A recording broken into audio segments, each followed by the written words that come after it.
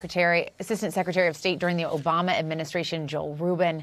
Joel, really nice to have you on. Thanks so much for being here. Thanks, Jessica. My pleasure. First, I just want to get your take on the State Department report and its implications on the U.S.-Israeli relationship today. Yeah, this report is a very hard-hitting report. It is one that describes the use of American-made weapons by Israel and other countries as well. It derives, as you mentioned, from a national security memorandum that the president signed back in February. But it threads the needle appropriately, I believe, because what it does is it calls out concerns, but it also says that it does not have evidence that Israel is intentionally engaging in efforts using those weapons to violate international humanitarian law and American law. So it's balancing a lot of equities here, and this is what we should expect from a commander-in-chief who has to back an American ally against a terrorist organization while also holding that ally up to standards that we expect and we should expect from our allies and our friends who receive our weapons. Yeah, I talked to one of our analysts, our national security analysts, yesterday, and they described it as kind of straddling the line here. Do you think that's right. A fair assessment? Yeah, it really is, Jessica. Look, I worked in the Bureau for Political Military Affairs at the State Department that produced reports like this, and I also worked in the Legislative Affairs Bureau that transmitted them to Congress. And there's always going to be pressure from the left, from the right, internally, you name it. But what this president is doing and what the State Department report is providing is a clear vision of how to go forward, a clear view of what it is that Israel is doing with the weapons, but also saying that it doesn't have the kind of robust information that it needs to have as well. And so it does point out how it's a difficult report to construct, and there will likely be more reports in the future. But this balancing matters because we have to support Israel in this fight against Hamas, but make sure that it's being conducted in a manner that really does match our values and our interests. And some members of the president's own party were disappointed with this report. As you mentioned, You've been in this position. You're going to get pushback from both sides probably. But I want to listen to what Democratic Senator Jeff Merkley said on CNN. Let's take a listen to that. It's a massive diplomatic dodge.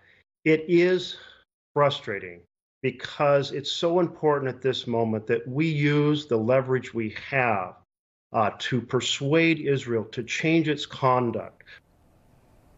Do you think that this report should have tried to leverage that more?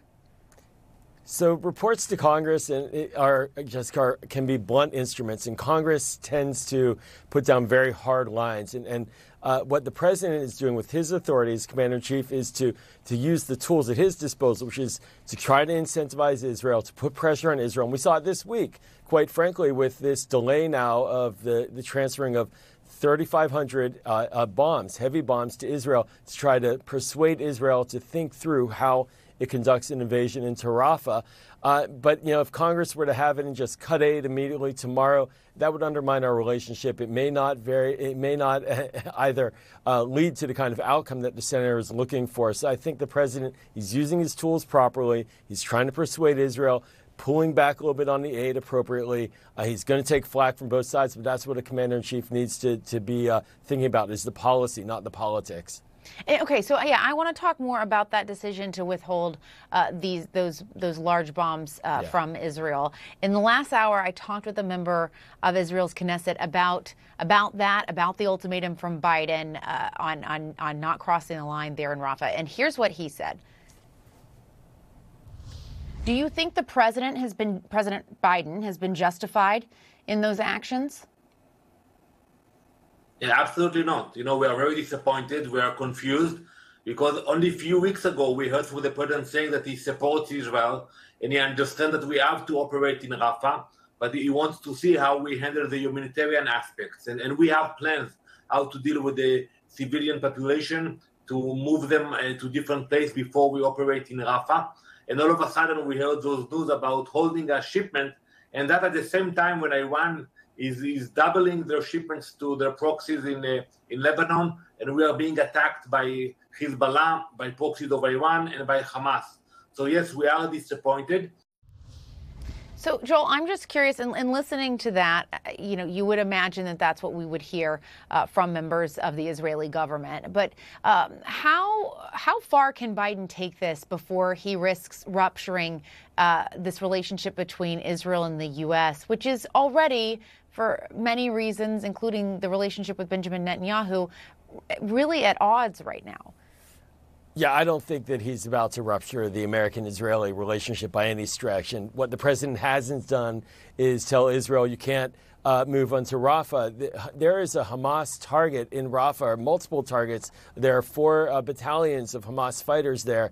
What the United States is saying is do it right. Do it in a manner that gets at the Hamas fighters, at the Hamas leadership, use intelligence assets, use our support to have targeted strikes, and do it in a way that doesn't cause a humanitarian catastrophe like what we've seen elsewhere. And there's a logic to this. I have to say, Jessica, we have experience from our wars in Iraq, a hard experience. We've learned a lot.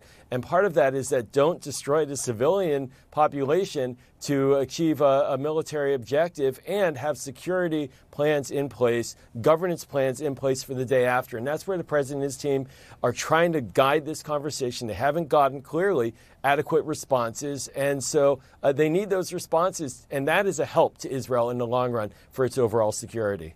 Yeah, it's certainly something we hear, too, a lot from the Defense Secretary, Lloyd Austin, when he's talking about this. All right, Joel Rubin, thank you so much. We appreciate it. Thanks, Jessica.